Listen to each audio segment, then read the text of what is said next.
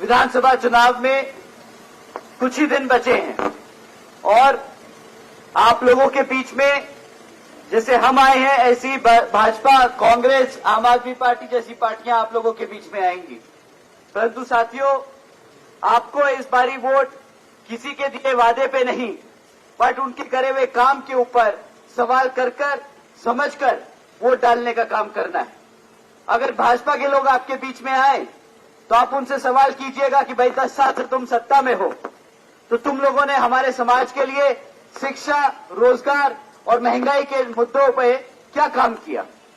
अगर वो बोले हमने शिक्षा में बच्चों के लिए पढ़ाई लिखाई का काम किया, तो आप सवाल कर सकते हैं कि भाजपा ने पिछले 10 सालों में यहां पे 5000 से ज्यादा प्राइमरी स्कूल बंद करने के काम किए।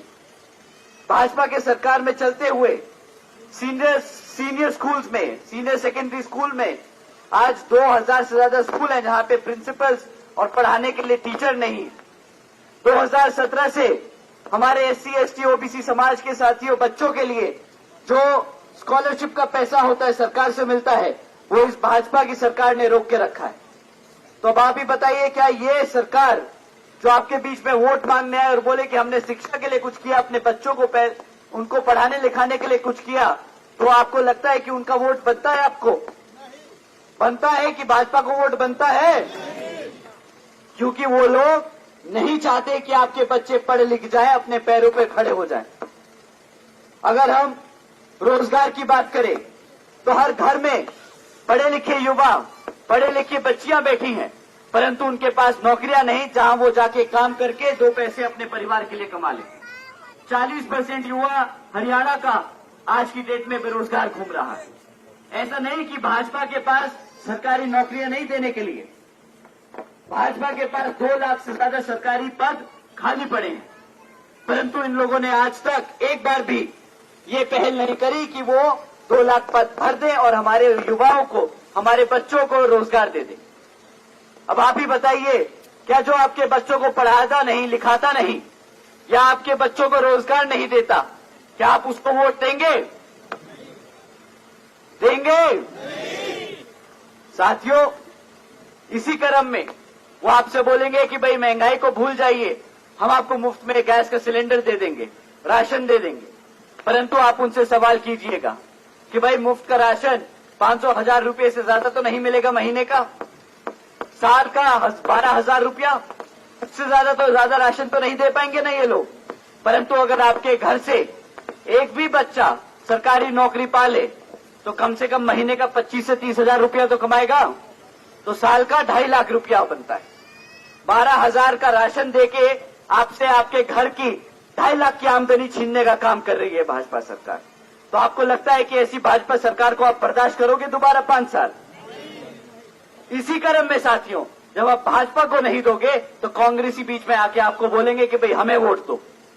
कांग्रेस 10 साल से सत्ता से बाहर है और बहुत ही अच्छे कारणों से बाहर है, परंतु यहाँ पे मौजूद हमारे SC, ST, OBC समाज के सभी साथी, हमारे जाट और गुर्जर समाज के साथी, राजपूत कंबोज समाज के साथी, आप सभी से मैं एक बार दरखास्त करूंगा। आप शैलजा कुमारी को तो जानते होंगे, आप सब ने कुमारी शैलजा जी का नाम तो सुना होगा। वो कांग्रेस की बहुत बड़ी नेता है, दलित समाज से आती हैं और अपना पूरा जीवन उन्होंने कांग्रेस को समर्पित किया। परंतु अभी कुछ दिन पहले हुड्डा जी के खेमे से शैलजा जी के लिए क्या क्या अपमानजनक शब्द इस्तेमाल करे गए, आप सब ने सुना। कांग्रेस वालों के यहां पर हमारे समाज जिंदगी भर समर्पित हो जाए तब भी वो इज्जत नहीं देंगे जो बसपा के लोग, बसपा पार्टी आपको अपने घर पे देगी।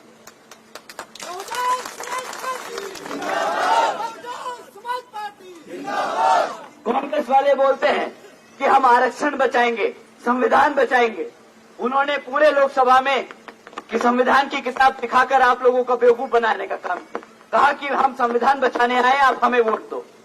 अभी आपने राहुल गांधी जी का भाषण सुना, स्टेटमेंट सुनी, वो विदेश जाके बोलते हैं कि अगर जिस दिन हमारा अच्छा समय आएगा उस दिन हम संविधान में से आरक्षण खत्म कर देंगे। इनकी असली नियत यही है, वो दलित विरोधी, SC, ST समाज विरोधी, पिछड़े वर्ग विरोधी, वो लोगों की मानसिकता ना आज कभी बदली है वो कहते हैं कि भाई आरक्षण तो बाबा साहब डॉक्टर भीमराव अंबेडकर जी ने नहीं, पंडित नेहरू और गांधी जी की देन है। अब एक बात बताइए, जो नेता, जो पार्टी बाबा साहब के संघर्षों को नकार दे, उसको नजरअंदाज कर दे, क्या आपको लगता है कि वो पार्टी कभी भी आपकी हितैषी हो सकती है? बताइए, क्या आपकी कभी हितैषी हो सकती है?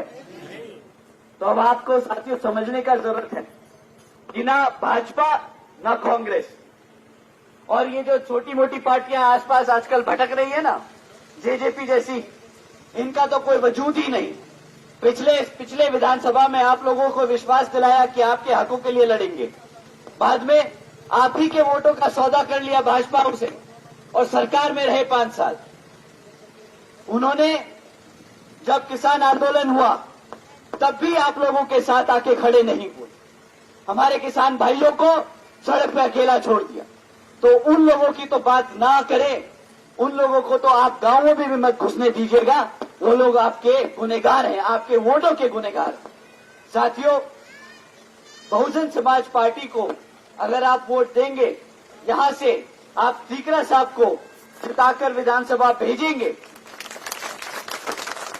तो आदरणीय बहन कुमारी मायावती जी ने जिस तरीके से यूपी में 5 साल शासन किया, जिसके तहत आदरणीय बहन जी ने 5-5.5 हजार से ज्यादा प्राइमरी स्कूल बनाए गांव गांव में, 6 से ज्यादा अधिक यूनिवर्सिटी बनाई, 100 से अधिक डिग्री कॉलेजेस बनाए।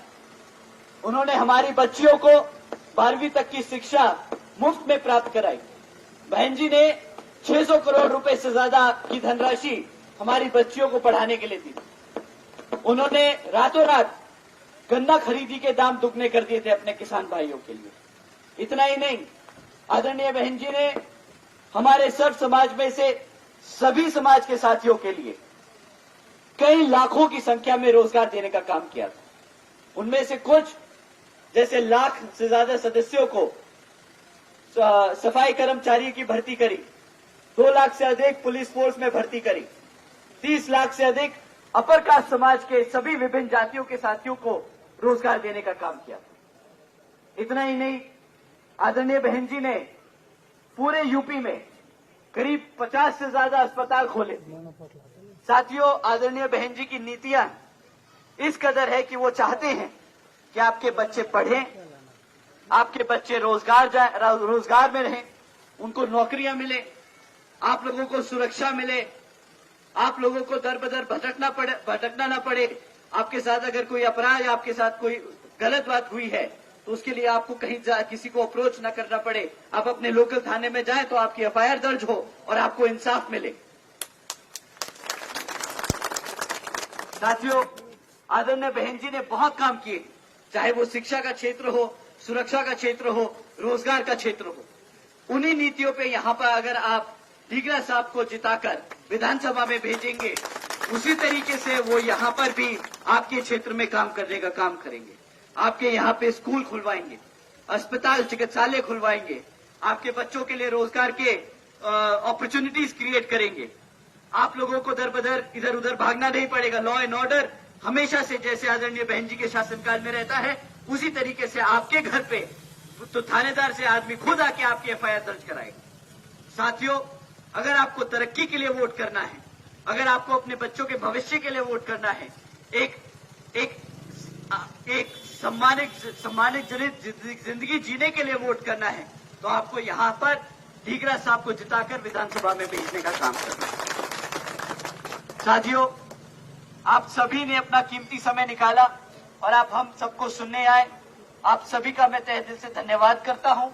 मैं आप लोगों से दरखास्त करूंगा कि आने वाले विधानसभा चुनाव में आप लोग, आपकी जितनी भी रिश्तेदारी है पूरे हरियाणा में, आप सबको बताइए कि इस बारी इनेलो के सामने वाले बटन दबाना है या हाथी चुनाव जिनके सामने वाला बटन दबाना है, और यहाँ पर श्री अभय सिंह चौटाला जी को मुख्यमंत्री बनाना है और यहाँ से अपनी विधानसभा से सीकरा साहब को विधानसभा भेजने का काम करना है।